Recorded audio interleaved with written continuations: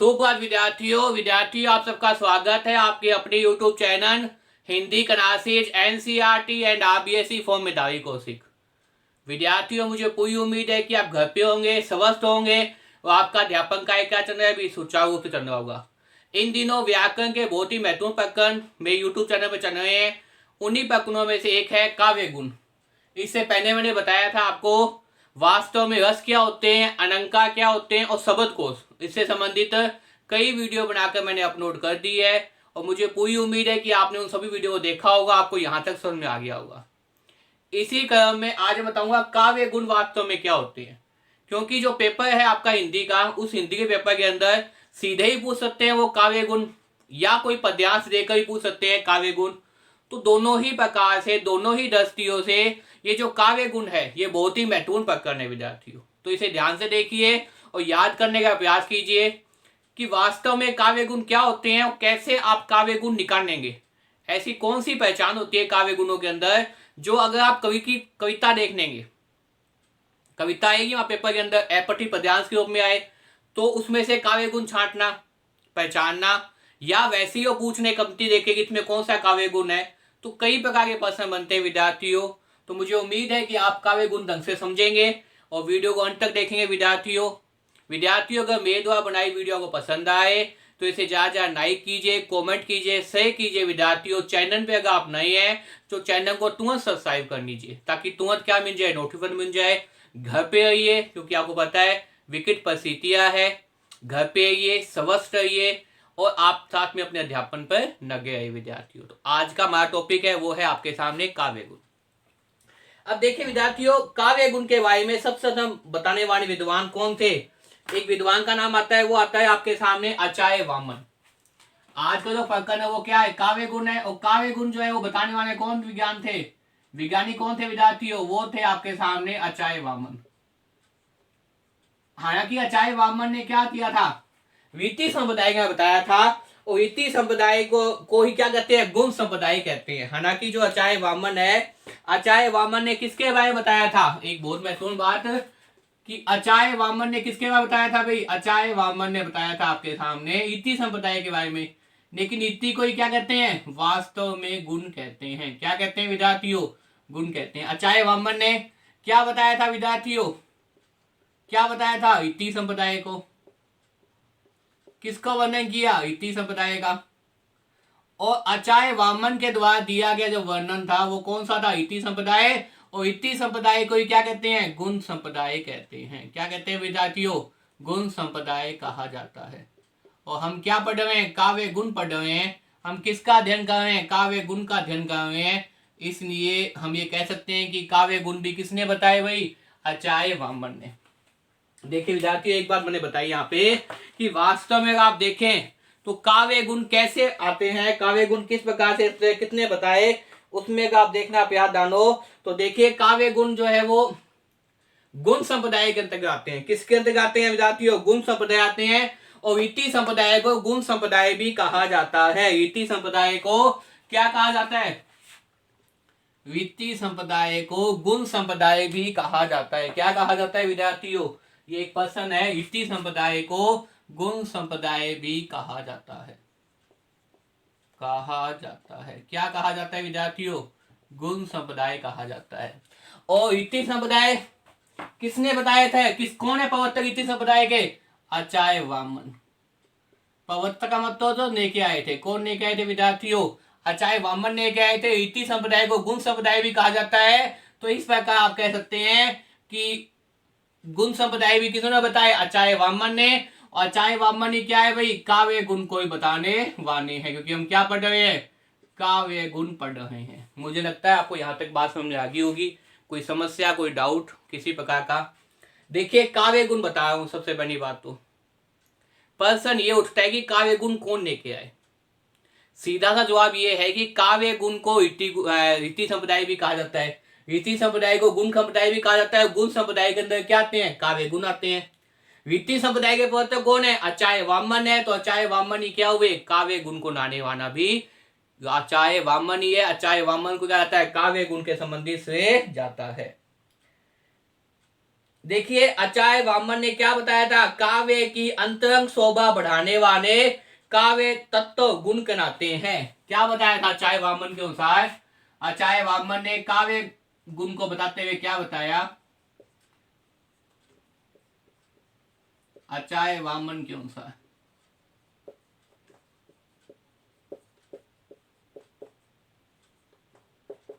देखिए आचार्य वामन संस्कृत के विद्वान थे, तो उन्होंने संस्कृत की दी थी, वो क्या दी थी? काव्य शोभाए कर्ता धर्मा गुना। काव्य शोभाए कर्ता गुना धर्मा। काव्य शोभाए कर्ता, काव्य शोभाए, काव्य शोभाए, काव्य काव्य शोभाए कर्ता धर्मा गुना। काव्य शोभाए कर्ता धर्मा गुना। काव्य शोभाए,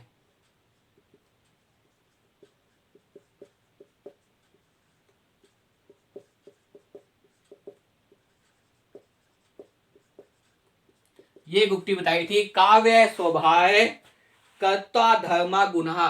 काव्य शोभाए कर्ता धर्मा गुना। क्या बताई थी विद्यार्थियों? काव्य शोभाए कर्ता धर्मा गुना, मतलब काव्य की शोभा बढ़ाने वाले गुण क्या कहते हैं? काव्य गुण कहते हैं। काव्य की शोभा बढ़ाने वाले, काव्य की शोभा बढ़ाने वाले तत्व, काव्य की शोभा, काव्य की शोभा बढ़ाने वाले तत्व क्या कहते हैं विद्यार्थियों? वास्तव में काव्य गुण कहते हैं। काव्य की शोभा बढ़ाने वाले तत्व, काव्य की शोभा बढ़ाने वाले तत्व काव्य गुण कहलाते हैं। क्या कहते हैं विद्यार्थियों? बहुत ही महत्वपूर्ण परिभाषा, काव्य गुण कहलाते हैं। बताने वाले कौन थे? आचार्य वामन। किन्होंने बताया था? आचार्य वामन ने बताया था। आचार्य वामन क्या कह रहे हैं विद्यार्थियों? काव्य की शोभा बढ़ाने वाले तत्व क्या कहते हैं? काव्य गुण कहलाते हैं। काव्य की शोभा बढ़ाने वाला तत्व काव्य गुण कहलाते हैं। क्या बताया आचार्य वामन के अनुसार? आचार्य वामन ने काव्य गुण की परिभाषा दे दी हमारे सामने। ये देखिए, काव्य की शोभा बढ़ाने वाला तत्व क्या कहते हैं? काव्य गुण कहलाते हैं। अब देखिए, काव्य की शोभा जो है वो एक प्रकार से जो तत्व है वो क्या है? अंतरंग शोभा है। अंतरंग का मतलब क्या है? छिपा हुआ है, पूर्णतः दिखाई नहीं देता। ये चीज आपको देखनी पड़ती है, आपको ढूंढनी पड़ती है, आपको खोजनी पड़ती है। एक चीज तो ये है, जैसे मैं तैयार हूं आपके सामने तो आपको पता है कि मैंने अच्छे कपड़े पहन रखे हैं, बाल वगैरह व्यवस्थित करके वो दिखाई दे रहे हैं। ये तो क्या है? बाहरी रूप। लेकिन जो काव्य गुण है वो क्या है? छिपे हुए दिखाई देते हैं कविता के अंदर। वैसे पत्र दिखाई नहीं देते, हमें ढूंढना पड़ता है, हमें खोजना पड़ता है। इसलिए क्या कहते हैं? ये आपके सामने अंतरंग, अंतरंग, अंतरंग का मतलब आंतरिक। अंतरंग का मतलब क्या होता है विद्यार्थियों? एक चीज बता दूं, यहाँ पे अंतरंग का मतलब क्या होता है? आंतरिक। और आंतरिक का मतलब क्या है? जो छिपा हुआ हो, जो दिखाई ना देते हो, पत्थर चूपते, जो क्या हो विद्यार्थियों? छिपा हुआ हो। जो क्या हो विद्यार्थियों? छिपा हुआ हो। वो चीज क्या कहती है आपके सामने? वो चीज आपके सामने अंतरंग कहती है। तो काव्य की अंतरंग शोभा बढ़ाने वाले तत्व क्या कहते हैं? काव्य गुण कहते हैं। बहियंग शोभा भी होती है। बहियंग का मतलब बाहर है, कविता बहुत अच्छी लिखी हुई है, कवि की जो है वो लिखने का तरीका अच्छा है, निखावट अच्छी है, सुंदर है, तो बहियंग है, सबको दिखाई दे रही है। लेकिन जब काव्य में कुछ ऐसे गुण हो जो अंतरंग हो, अंतरंग का मतलब छिपे हुए हो, प्रत्यक्ष दिखाई नहीं देते हो, आंतरिक हो, तो ऐसे गुण क्या कहते हैं? निसंदेह काव्य गुण कहलाते हैं। निसंदेह क्या कहते हैं? काव्य गुण कहलाते हैं। तो मुझे उम्मीद है आपको परिभाषा समझ में आ गई होगी कि काव्य की अंतरंग शोभा बढ़ाने वाले तत्व क्या कहते हैं? काव्य गुण कहलाते हैं। काव्य की अंतरंग शोभा बढ़ाने वाले तत्व क्या कहते हैं? काव्य गुण कहलाते हैं। किसने बताई? आचार्य वामन ने बताई। जब आचार्य वामन ने विद्यार्थी बता दिए कि काव्य की अंतरंग शोभा बढ़ाने वाले गुण क्या कहते हैं? काव्य गुण कहलाते हैं। तो उसके बाद क्या है? भिन्न भिन्न विद्वानों ने काव्य गुण भिन्न भिन्न माने।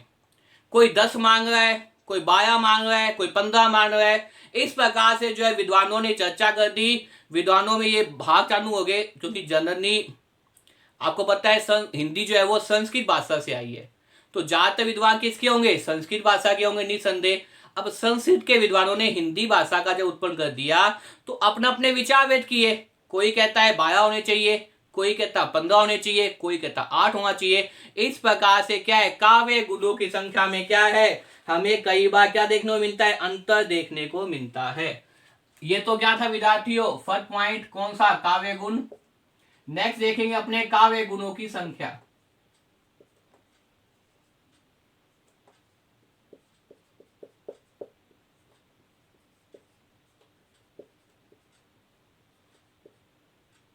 काव्य गुणों की संख्या, काव्य गुणों की संख्या में मैंने बताया कि भिन्न भिन्न विद्वान क्या है, अलग अलग क्या कर रहे हैं, काव्य गुण बता रहे हैं। भिन्न भिन्न विद्वान क्या कर रहे हैं भाई, अलग अलग काव्य गुण बता रहे हैं। जैसे मैं बता दूं आपके सामने, अचाय, भरत मुनि और दंडी क्या मानते हैं, 10 काव्य गुण मानते हैं। इनकी संख्या कितने मानते हैं, 10 मानते हैं। और कौन कौन से, अचाय,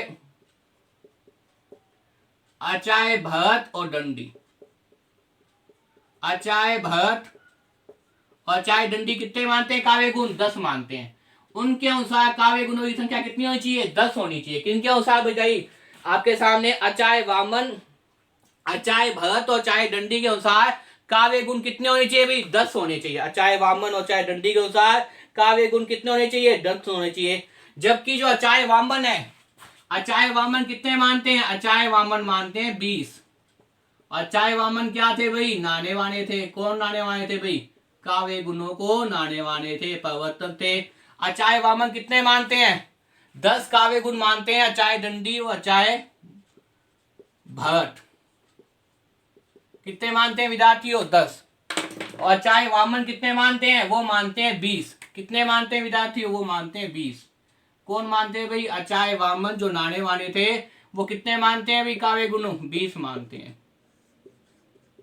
कितनी संख्या मानते हैं, 20 मानते हैं। इस प्रकार देखिए विद्यार्थियों, विद्वानों में क्या चल रहा था, एक तरह से विवाद चल रहा था काव्य गुणों की लेकर, काव्य गुणों की संख्या के लेकर।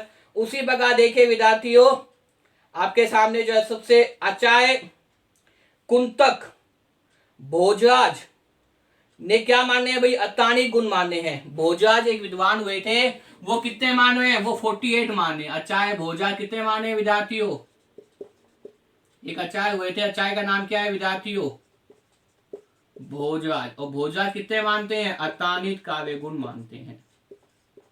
कितने काव्य गुण मानते हैं, अतानित काव्य गुण मानते हैं। अब देखिए विद्यार्थियों, मैं आपको बताता हूं, सौमान्य मत,